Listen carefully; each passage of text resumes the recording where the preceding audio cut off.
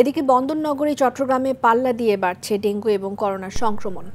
সোমবার চট্টগ্রামে করোনায় আক্রান্ত হয়ে আরও 2 জনের মৃত্যু হয়েছে এবং আক্রান্ত হয়েছে 6 জন। চলতি মাসে চট্টগ্রামে ডেঙ্গু আক্রান্ত হয়েছেন 94 জন। এ পর্যন্ত মারা গেছেন 2 জন।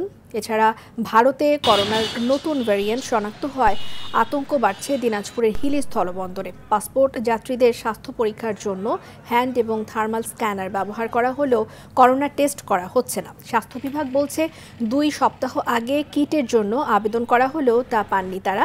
এদিকে বরিশালে বাড়ছে ডেঙ্গু আক্রান্তের সংখ্যা। সোমবার পর্যন্ত বরিশাল জোনে মৃত্যুর সংখ্যা দাঁড়ালো 9 জনে। এর মধ্যে 6 জনই বরগুনার।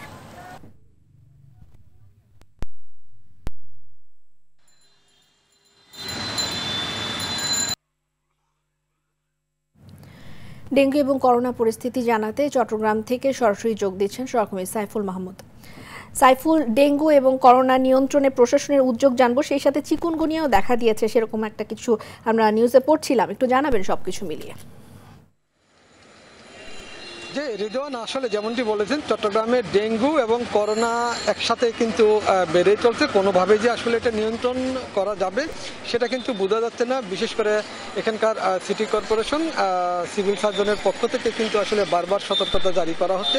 এরপরও কিন্তু মানুষের মধ্যে সেই সচেতনতা সৃষ্টি হয়নি, যার কারণে যারা কিন্তু হাসপাতালে, ক্লিনিকে কিংবা বিভিন্ন জায়গায় ঘুরছেন তারা কিন্তু মাস্ক ব্যবহার করা হচ্ছে না এবং একই সাথে যে স্বাস্থ্যবিধির কথা বলা হয়েছে সেই স্বাস্থ্যবিধি কিন্তু কেউ মানছে না।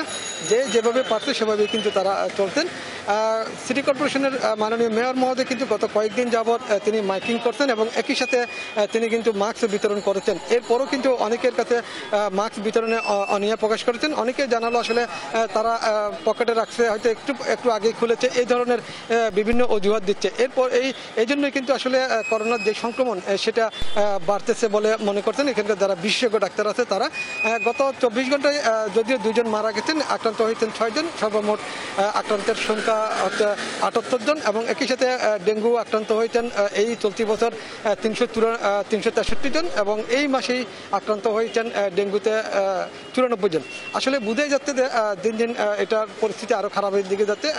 সকাল থেকে যেহেতু গুড়ি গুড়ি বৃষ্টি হচ্ছে, এই গুড়ি গুড়ি বৃষ্টিতে পানি জমছে, এই পানি জমার কারণেই হয়তো ডেঙ্গুর প্রাদুর্ভাব আরও বাড়তে পারে বলে ধারণা করা হচ্ছে। তবে জেলা সিভিল সার্জন জানিয়েছেন সবার জন্য কিন্তু করোনার টিকার ব্যবস্থা করা হয়েছে, কেউ চাইলেই করোনার টিকা নিতে পারবেন। তবে এখানকার চট্টগ্রামের বাসিন্দাদের মধ্যে করোনার টিকা নেওয়ার আগ্রহ সংখ্যা খুবই কম এবং তারা কিন্তু স্বাস্থ্যবিধি মানার ব্যাপারে প্রচণ্ড উদাসীন বলে জানা গেছে। তবে অনেকেই বললো আসলে যেহেতু তারা একবার টিকা নিয়েছেন আর টিকা নিতে হবে কিনা, তারা কিন্তু এই দ্বিধা বিভক্তির মধ্যে আছে। তবে civil surgeon, Chattogram medical college এবং সিটি কর্পোরেশনের যে পরিচালিত হাসপাতালগুলো আছে সেগুলো কিন্তু সম্পূর্ণ প্রস্তুত করা হয়েছে করোনার জন্য এবং একই সাথে তারা জানিয়েছেন তারা বিভিন্ন হাসপাতালগুলিতে আইসিইউ প্রস্তুত রেখেছেন। তবে যারা ডেঙ্গু আক্রান্ত হচ্ছেন তাদেরকে কিন্তু ডাক্তার আবার চিকুনগুনিয়ার পরীক্ষা দিচ্ছে, তবে ওদেরকে সতর্ক থাকতে বলা হয়েছে ডেঙ্গু এবং চিকুনগুনিয়া থেকে। তাহলে হয়তো এই পরিস্থিতি থেকে কিছুটা হলেও মুক্তি পাওয়া যেতে পারে বলে মনে করেন। রিদওয়ানা, এই ছিল আমার কাছে সর্বশেষ সংবাদ। সাইফুল, ধন্যবাদ আপনাকে।